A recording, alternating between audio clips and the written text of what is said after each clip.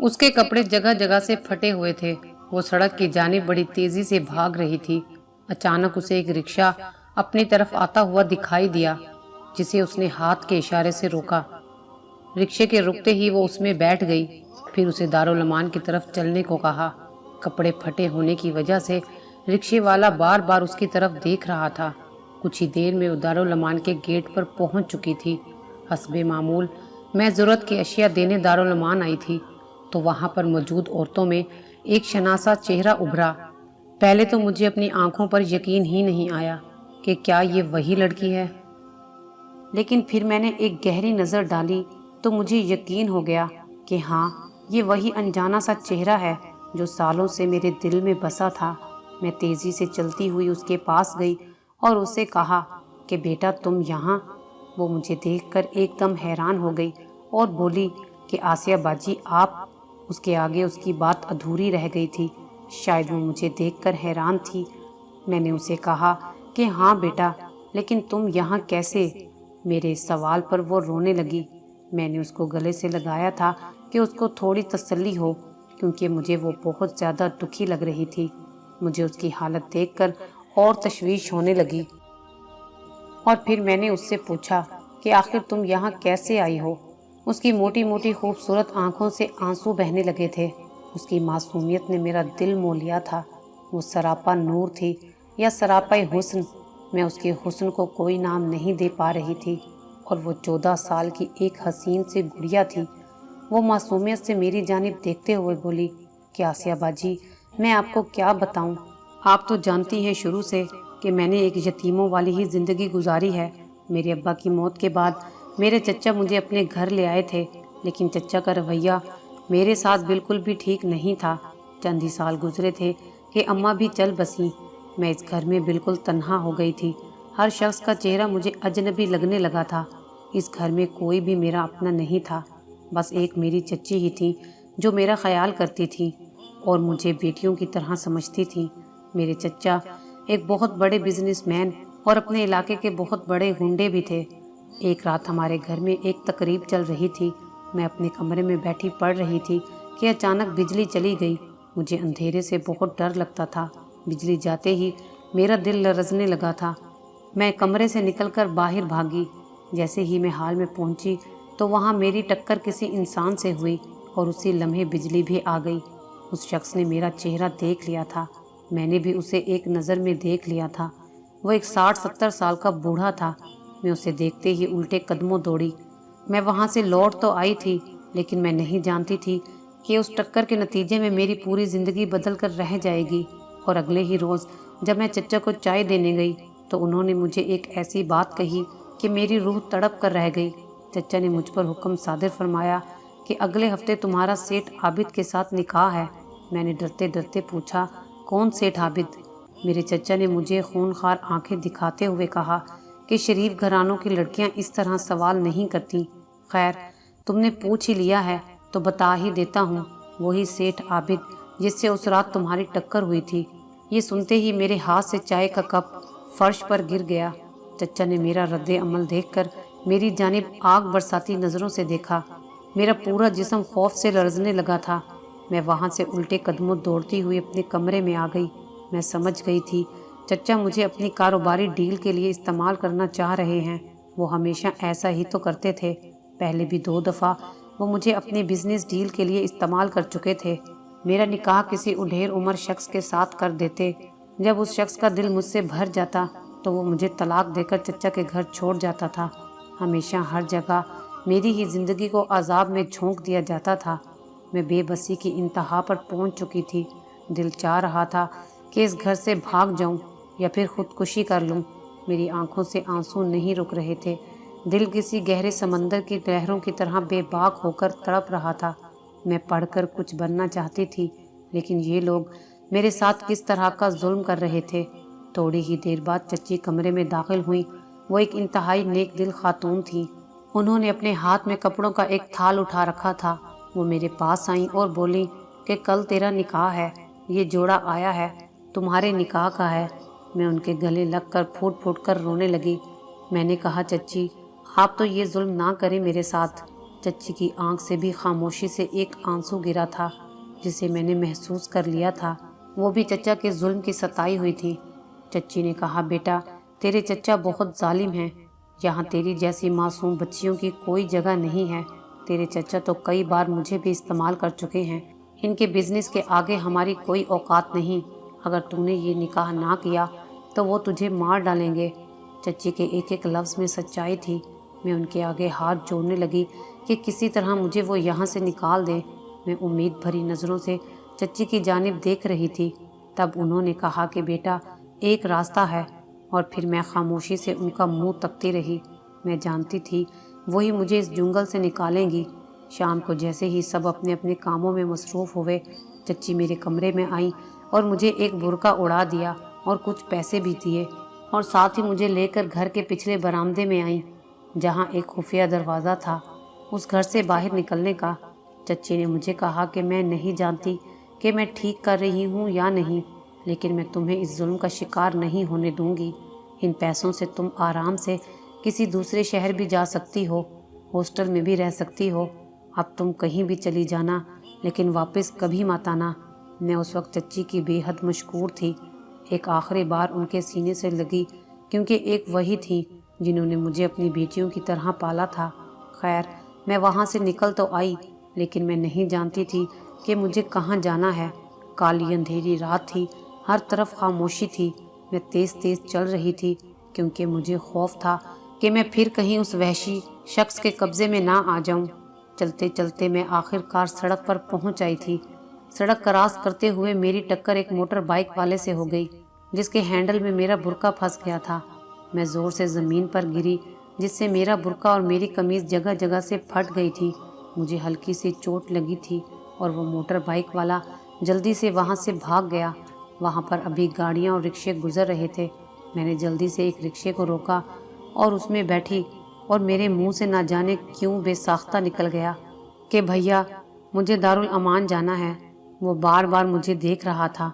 तकरीबन 1 घंटे के बाद मुझे एक दारुल अमान के दरवाजे पर छोड़ आया। अभी मुझे वहाँ आए हफ्ता भी नहीं गुजरा था कि आप आ गई। उसकी चमकती आंसुओं से भरी निगाहें मेरे दिल में उतर रही थी। मैंने उसे सीने से लगा लिया और कहा कि तुम्हें अब फिक्रमंद होने की ज़रूरत नहीं है। अब तुम यहाँ मेरे पास बिल्कुल महफूज हो। मेरी बातों और मेरे खलूस से शायद उसे कोई अनजाना सा तहफ़्फ़ुज़ महसूस हुआ था, क्योंकि उसके आंसू और उसका खौफ कम हो गया था। मैं उसे अपने घर ले आई थी। थोड़ी ही देर बाद मेरा शोहर मोहित घर आ गया। वो जैसे ही घर में दाखिल हुआ, मैं और सना ड्राइंग रूम में बैठे थे। वो सना को देखकर चौंका और बोला, ये कौन है? मैंने उसे आंख के इशारे से खामोश रहने का कहा। वो फ़ौरन चुप हो गया। तब मैंने उसे बस इतना बताया कि ये मेरी जानने वाली है और अब ये यहीं रहेगी। उसने यकदम चौंक कर सवालिया नज़रों से मेरी जानिब देखा और फिर खामोश हो गया। मैं जानती थी उसे इस बात पर कोई एतराज़ नहीं होगा, क्योंकि वह मुझसे बेहद मोहब्बत करता था। थोड़ी देर बाद कमरे में जाते ही मोहित ने मुझ पर सवालों की बारिश कर दी। ये कौन है? कहाँ से आई है? यहाँ क्यों रहेगी? और तुम्हारी क्या लगती है? तब मैंने उसे बताया कि 5 साल पहले जब हम एक एनजीओ के साथ काम के सिलसिले में गांव में कुछ दिन रहने गए थे, तो इस लड़की का घर बिल्कुल हमारे बराबर में था और ये अक्सर मेरे पास आया करती थी। तब से ये मुझे बहुत प्यारी लगी है और अब ये हमारे साथ रहेगी। मैंने सना की सारी मुश्किलात के बारे में मोहित को बताया। वो एकदम गुस्से में बोला कि ये तुमने क्या कर दिया है? अगर इसके घर वाले यहाँ तक आ गए तो वो तुम्हें और मुझे जान से मार डालेंगे। मैंने उसे समझाया कि ये शहर है और हम इतने भी गए गुजरे नहीं कि वो इस तरह इस बच्ची पर जुल्म करेंगे और हम हाथ पर हाथ धरे बैठे रहेंगे। लेकिन मोहित किसी तौर पर मेरी बात मानने को तैयार नहीं था। वो कह रहा था कि कल को कोई ऊंच नीच हो गई तो सबसे ज़्यादा नुकसान हम दोनों को होगा। मैंने उसे समझाया कि ये हमारे पास महफूज है, किसी को कोई शक नहीं होगा। इंसानियत के नाते ही सही इसे घर में रहने की इजाज़त दे दो। मेरी ये बात सुनकर वो खामोश हो गया और मुझे भी ज़रा तसल्ली हो गई थी, क्योंकि मैं नहीं जानती थी कि मुझे ये नेकी कितनी भारी पड़ सकती है। खैर, दिन गुजरते चले जा रहे थे। आहिस्ता आहिस्ता सना मेरे घर में तहफ़्फ़ुज़ महसूस करने लगी थी, लेकिन वो ज़्यादा बोलती नहीं थी, अक्सर खामोश सी रहती थी। اور اس کی خاموشی اس کی معصومیت کو 4 چاند لگا دیتی تھی۔ اس کی آنکھیں بہت چمکدار تھیں، جن میں اس کی بہترین مستقبل کی جھلک نمایاں ہوتی تھی۔ وہ اب 18 سال کی ہونے والی تھی۔ میں نے اس کا داخلہ شہر کے بہترین کالج میں کروا دیا تھا، اور میری یہ گاڑی اسے روز کالج لے جانے اور چھوڑنے کا کام کرتی تھی۔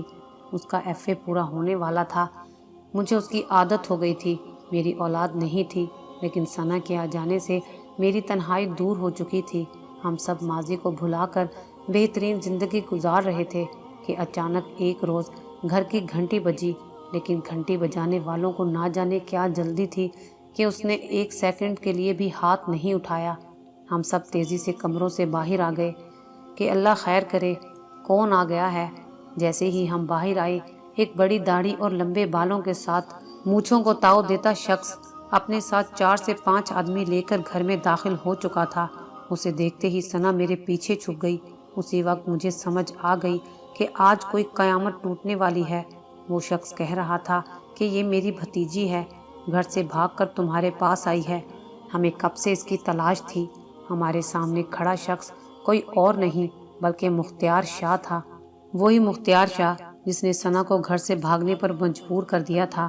محیط بھی میرے پہلو میں حیران اور پریشان کھڑا تھا۔ میری تو جان حلق کو آ گئی تھی۔ مجھے کچھ سمجھ نہیں آ رہی تھی کہ کیا کروں، لیکن میں اتنی آسانی سے ثنا کو اس وحشی کے حوالے نہیں کر سکتی تھی۔ وہ بیچاری معصوم سے بچی محض میرے تحفظ کے ساتھ ہی کھڑی تھی۔ وہ شخص آگے بڑھ رہا تھا۔ میں نے بے رحمی سے ثنا کا ہاتھ پکڑنے کے لیے جیسے ہی ہاتھ بڑھایا، میرے منہ سے بے ساختہ نکل گیا کہ یہ محیط کی ہونے والی بیوی ہے۔ اس شخص کا بڑھتا ہوا ہاتھ وہیں رک گیا، اور محیط نے ایک دم میری جانب سوالیہ نظروں سے دیکھا۔ ثنا کی کپ کپاہٹ بھی سناٹے میں تبدیل ہو گئی۔ مختار شاہ نے کہا، اے عورت، تو کیا بکواس کر رہی ہے؟ میں نے ہمت جٹا کر کہا کہ میں بکواس نہیں کر رہی، یہی سچ ہے۔ یہ میرے شوہر سے شادی کرنے والی ہے اور شادی کر کے اسی گھر میں رہے گی۔ تب وہ شخص زور زور سے ہنسنے لگا۔ اس کی ہنسی میں ایک عجیب سی وحشت تھی۔ ہماری جانب شعلہ بھری نظروں سے دیکھتے ہوئے وہ ایک دم بولا کہ میں اس لڑکی کا وارث ہوں اور میں جہاں چاہوں گا اس کا نکاح کروں گا۔ پھر اس وقت مجھے شدت سے احساس ہوا میں نے کتنی بڑی غلطی کر دی ہے۔ خیر، میں نے ایک ٹھنڈی سانس لی اور کہا کہ تم ایسے اس لڑکی کو نہیں لے جا سکتے، یہ تمہارے ساتھ جانے کے لیے راضی نہیں ہے۔ اگر تم نے زبردستی کی تو ہم پولیس سے رابطہ کریں گے۔ تب وہ شخص دوبارہ ہنسا۔ اس کی ہنسی میرے کانوں میں زہر گھول رہی تھی۔ اس نے کہا، ٹھیک ہے، اگر یہ لڑکی خود یہی بات کہہ دے تو ہم اس کا نکاح خود تمہارے شوہر سے کروا دیں گے۔ میں نے ثنا کی طرف دیکھا۔ وہ اپنے چچا کے ساتھ واپس نہیں جانا چاہتی تھی۔ اس نے نہ چاہتے ہوئے بھی جلدی سے یہ کہہ دیا کہ وہ محیط سے شادی کرنا چاہتی ہے۔ مختار شاہ بولا، تو ٹھیک ہے، ہم اس کے بڑے ہیں، ہمارے سامنے اس کا نکاح ہوگا، تبھی ہم اس کے نکاح کو مانیں گے۔ اس کی یہ بات کرنی تھی کہ میرے دل میں ایک زوردار چیخ کی آواز آئی۔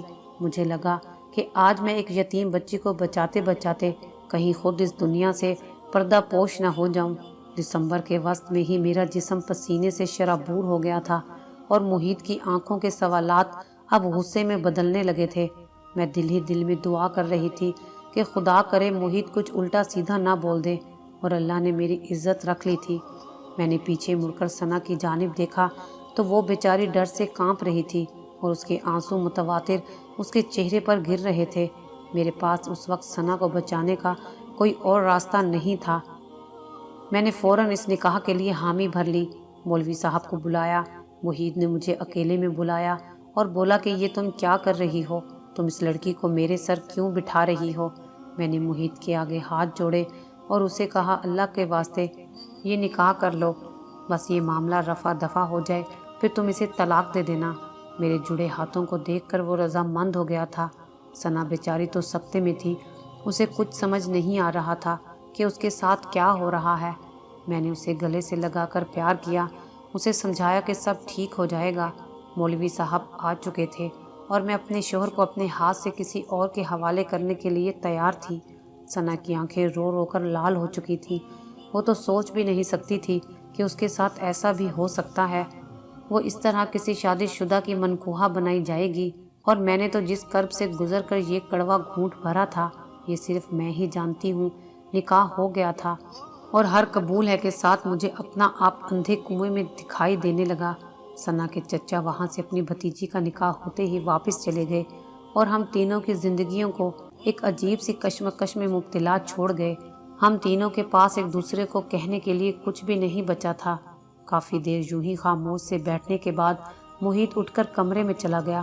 میں ہمت کر کے ثنا کے پاس گئی اور اسے بھی پیار کیا۔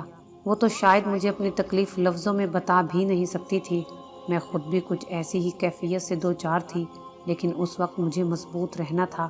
محیط اس شادی کے لیے کسی طرح بھی راضی نہیں تھا۔ میں اسے سمجھاتی رہتی کہ یہ محض فرضی نکاح ہے اور چند دنوں میں وہ ثنا کو طلاق دے دے گا، لیکن وہ اب اور زیادہ خاموش ہو گیا تھا۔ میرا ہر دن ان دونوں کو تسلی دیتے گزر جاتا۔ میں خود اپنی زندگی سے اکتانے لگی تھی۔ ہم پر مختار شاہ کی کڑی نظر بھی تھی۔ وہ 2 بار گھر کے چکر لگا چکا تھا، اس لیے اتنی جلدی محیط ثنا کو طلاق بھی نہیں دے سکتا تھا۔ ابھی اس شادی کو 2 مہینے ہی گزرے تھے کہ ایک دن میرا چھوٹا بھائی دبئی سے اچانک میرے گھر آ گیا۔ 2 مہینوں میں پہلی بار میں دل سے مسکرائی تھی۔ میرا بھائی مجھ سے 1 سال چھوٹا تھا اور دبئی میں کاروبار کرتا تھا۔ میری اس میں جان بستی تھی۔ محیط اور وہ آپس میں بہترین دوست بھی تھے، اس لیے محیط بھی اسے دیکھ کر کھل اٹھا۔ وہ بہت زندہ دل انسان تھا جو ہر وقت خوش رہتا تھا اور دوسروں میں خوشیاں بانٹتا تھا۔ جب وہ آیا تو میں نے اس کی ثنا سے بھی ملاقات کروائی۔ وہ ثنا کی جانب دیکھتے ہی کہیں کھو سا گیا تھا اور اس کی نظریں میں نے فوراً سے پڑھ لی تھی۔ میرے دل میں اس وقت ایک نیا خیال ابھرا تھا۔ خیر وہ نہا دھو کر کھانے کی میز پر آ بیٹھا۔ ثنا اور محیط بھی میرے ساتھ موجود تھے۔ میں اپنے بھائی احسان کو ثنا اور محیط کے بارے میں کچھ نہیں بتانا چاہتی تھی، اس لیے میں نے محیط کو بھی روک دیا تھا کہ وہ بھی کچھ نہ بتائے۔ احسان ہمیشہ کی طرح مزاح سے بھرپور باتیں سنانے لگا، کچھ اپنے دوستوں کی تو کچھ اپنے ورکرز کی باتیں۔ اس کی باتیں سن کر ثنا بھی آج مسکرا رہی تھی۔ اس کے چہرے پر مسکراہٹ بے حد حسین لگتی تھی۔ چند دن یوں ہی گزرتے رہے۔ آج کل ثنا بھی بولنے لگی تھی، لیکن ہمارے ساتھ نہیں بلکہ احسان کے ساتھ، اور مجھے اس چیز کی بے حد خوشی تھی کہ احسان اور وہ دونوں آپس میں بات چیت کر رہے ہیں۔ دوسری جانب محیط کے دل میں ثنا کے لیے ایک عجیب سی کیفیت تھی اور ثنا بھی اس کا سامنا کرنے سے کتراتی تھی۔ یہ بات مجھے پریشان کر دیا کرتی تھی۔ میں جانتی تھی کہ محیط مجھ سے بے حد محبت کرتا ہے اور وہ کبھی مجھے دھوکہ نہیں دے گا، لیکن میں یہ بھی جانتی تھی کہ اس طرح ایک گھر میں بالکل خاموش ہو کر زندگی نہیں گزاری جا سکتی۔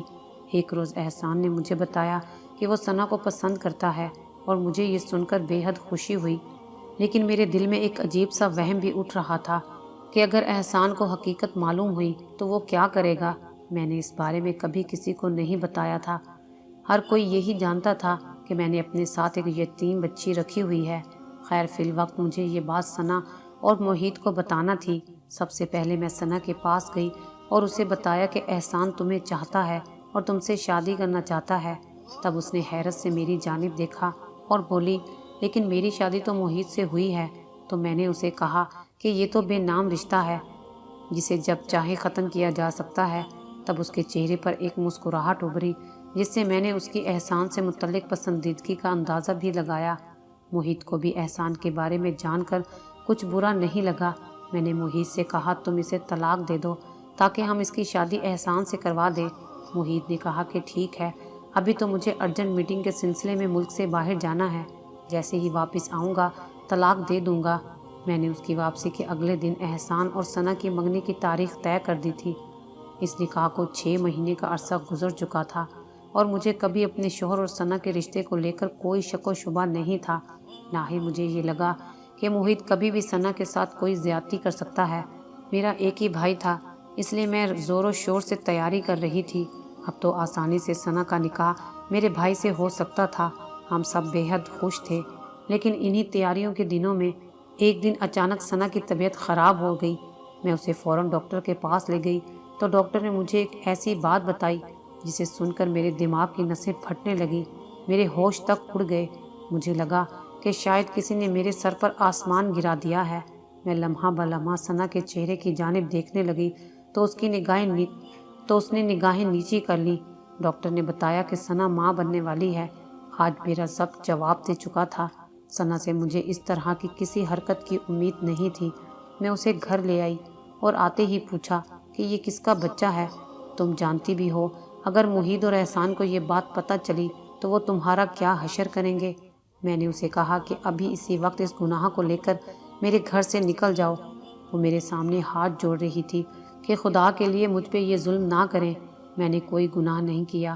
میں اسے گھسیٹتی ہوئی دروازے تک لائی کہ اچانک گھر کے حال کا دروازہ کھلا اور محید اندر داخل ہوا۔ ثنا ہاتھ جوڑ کر گڑ گڑا رہی تھی۔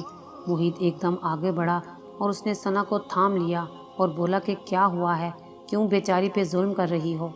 میں اس کی بات پر تل ملا اٹھی۔ میں نے کہا کہ تم نہیں جانتے کہ اس بیچاری نے کیا کیا ہے۔ محید نے کہا کہ کیا کیا ہے اس نے، مجھے بھی بتاؤ۔ تب میں نے اس کی جانب دیکھا اور بولی کہ کسی کے ساتھ منہ کالا کر کے آئی ہے، یہ ماں بننے والی ہے۔ تب محید کے چہرے پر ایک مسکراہٹ امڈ آئی اور اس نے کہا کہ واقعی ثنا تم ماں بننے والی ہو۔ تب میں نے سوالیہ نظروں سے محید کی جانب دیکھا اور بولی کہ تم ہنس کیوں رہے ہو؟ تب محید نے کہا کہ خوش ہونے کی بات ہے، میں باپ بننے والا ہوں، یہ میرا بچہ ہے۔ اس کے لفظ ابھی منہ میں ہی تھے کہ مجھے لگا کہ جیسے میرے اوپر کسی نے کوئی ظلم کا پہاڑ توڑ دیا ہو اور میں ایک دم لڑکھڑا کے پیچھے کو ہو گئی۔ میں سوچ بھی نہیں سکتی تھی کہ میری یہ نیکی مجھ پر اتنی بھاری پڑ سکتی ہے۔ میں نے محید کی جانب دیکھا اور ہمت جتا کر بولی کہ تم کیا کہہ رہے ہو؟ میرے الفاظ بار بار میرے گلے میں اٹک رہے تھے۔ محید نے کہا کہ اس میں غلط کیا ہے؟ ہماری شادی کو 7 سال ہو چکے ہیں، آج تک تم نے مجھے اولاد کی خوشی نہیں دی اور میں نے کوئی گناہ نہیں کیا۔ مجھے ثنا نے میرا حق دیا ہے اور میں نے ہی ثنا کو روکا تھا کہ تمہیں کچھ پتہ نہ چلے، وہ تو اس سب کے لیے تیار ہی نہیں تھی۔ میں نے بڑی مشکلوں سے اسے اس رشتے کو قائم رکھنے کے لیے منایا تھا۔ ابھی ہم یہ ساری باتیں کر ہی رہے تھے کہ احسان بھی آ گیا۔ وہ شاید سب کچھ سن چکا تھا۔ وہ خاموشی سے اپنے کمرے میں چلا گیا اور مجھے اپنا آپ ایک کٹہرے میں کھڑا لگنے لگا۔ میں نے کبھی کسی کے ساتھ برا نہیں کیا تھا، لیکن میرے ساتھ جو ہوا تھا وہ انتہائی غلط تھا۔ ثنا کی آنکھوں میں شرمندگی تھی، لیکن اس وقت وہ بھی مجھے زہر لگ رہی تھی۔ میں وہاں سے بھاگتی اپنے کمرے میں چلی گئی۔ مجھے کچھ سمجھ نہیں آ رہی تھی کہ میں کیا کروں، کس طرح اس مشکل وقت کا سامنا کروں۔ میں نے کمرے میں جاتے ہی وضو کیا اور جائے نماز پر بیٹھ گئی۔ میں اللہ تعالیٰ سے دعا کرنے لگی کہ یا اللہ کوئی تو راستہ دکھا دے اس مصیبت سے نکلنے کا۔ میرے آنسو گر رہے تھے اور میری دعا میں اٹھنے والے ہاتھ بھی کانپنے لگے تھے۔ میں اس روز تمام تر حدیں توڑ کر رو رہی تھی۔ کوئی عورت کیسے اپنے شوہر کے ساتھ دوسری عورت کو برداشت کر سکتی ہے؟ کچھ دیر رونے کے بعد اچانک میرے دل میں اللہ تعالیٰ نے ایک خیال ڈالا کہ میں غلط رو رہی ہوں، میرے یہ آنسو فضول ہیں۔ جب اسلام مرد کو 4 شادیاں کرنے کی اجازت دیتا ہے تو پھر میں کیوں اس چیز پر شور ڈال رہی ہوں؟ اولاد کو کون نہیں چاہتا ہے؟ محیط کی خواہش ناجائز تو نہیں ہے اور اس بچی کا تو کوئی قصور ہی نہیں ہے۔ میں نے خود اس معصوم گڑیا کی شادی کروائی تھی اور محیط تو مرد ہے، اس نے محض اپنا حق ہی تو مانگا ہے۔ وہ تو ثنا سے شادی نہیں کرنا چاہتا تھا، اس نے یہ سب میری محبت میں ہی تو کیا تھا۔ بس انہی سوچوں میں گم میں وہاں سے ایک فیصلہ کر کے اٹھ کھڑی ہوئی اور کمرے سے باہر نکلی۔ میرے دل میں منوں کا بوجھ ہٹ گیا تھا۔ میں سیدھی ثنا کے پاس گئی اور اسے سینے سے لگایا۔ میں اسے سچے دل سے قبول کر چکی تھی۔ محیط بھی اس چیز سے خوش تھا۔ محیط کی محبت میرے لیے کم نہیں ہوئی تھی۔ احسان اگلے ہی دن واپس دبئی چلا گیا تھا۔ اس نے مجھ سے کوئی شکوہ نہیں کیا تھا۔ ہمارے ہاں بیٹے کی پیدائش ہوئی تھی۔ اب ہم سب ایک ساتھ رہتے ہیں اور بہت خوش بھی ہیں۔ ثنا کا بیٹا مجھے بڑی امی کہہ کر پکارتا ہے۔ ثنا کا بیٹا محیط کا خون ہے، اس کی اولاد ہے، اس لیے وہ مجھے دل و جان سے پیارا ہے۔ اگر میں اس وقت کوئی غلط قدم اٹھا لیتی تو شاید میں اپنے ساتھ ساتھ محیط اور ثنا کی زندگیاں بھی برباد کر بیٹھتی۔ میں اللہ تعالیٰ کا لاکھوں بار شکر ادا کرتی ہوں کہ اللہ تعالیٰ نے مجھے کسی بڑے گناہ سے بچا لیا تھا۔ ایک دن محیط اخبار لے کر آئے تو اس کے پہلے صفحے پر ہی مختار شاہ کی تصویر چھپی ہوئی تھی اور نیچے لکھا تھا کہ کچھ نامعلوم لوگوں نے مختار شاہ کو قتل کر دیا ہے۔ جب یہ خبر میں نے ثنا کو بتائی تو وہ رونے لگی اور دل میں خدا کا شکر بھی ادا کرنے لگی کہ آج اس کی چچی بھی اس ظالم کے ظلم سے رہا ہو گئی ہوں گی۔